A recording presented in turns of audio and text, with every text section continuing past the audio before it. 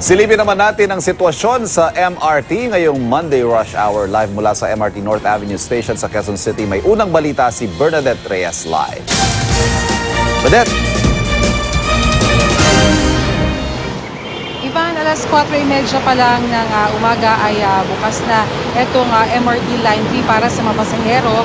Pasado alas 5 ng umaga yung duty niyang dumarami yung mga pasahero dumarating dito. At ngayon nga, pasado alas 6 ng umaga ay nakita natin meron ng pila dito sa MRT station sa North Avenue.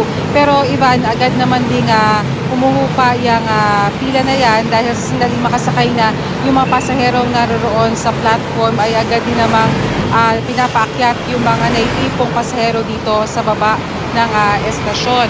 Samantala Ivan, dito naman sa mga sasakyan dito sa EDSA, sa bahagi nga nitong North Avenue ay makikita natin na merong volume ng sasakyan pero meron naman mga MMDA personnel na tumutulong para maibsan yung bumibigat na daloy ng mga sasakyan dito.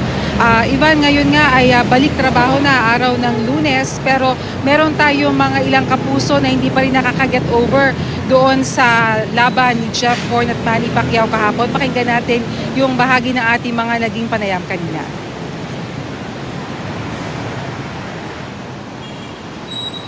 Parang tama lang yung laban nila dahil lumaban naman si Horn.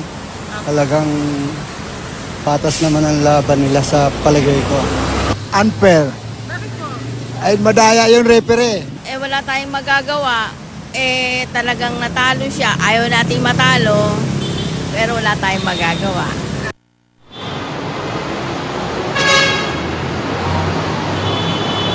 Samantala, Ivan, balik naman dito sa sitwasyon sa MRT. Wala pa naman tayong naririnig na ulat mula sa pamunuan tungkol sa mga karaniwang nagiging problema ng MRT station. Kaya sa ngayon ay tuloy-tuloy ang biyahe nila dito sa North Avenue Station papunta sa Taft Avenue, Ivan. Maraming salamat, Bernadette Reyes.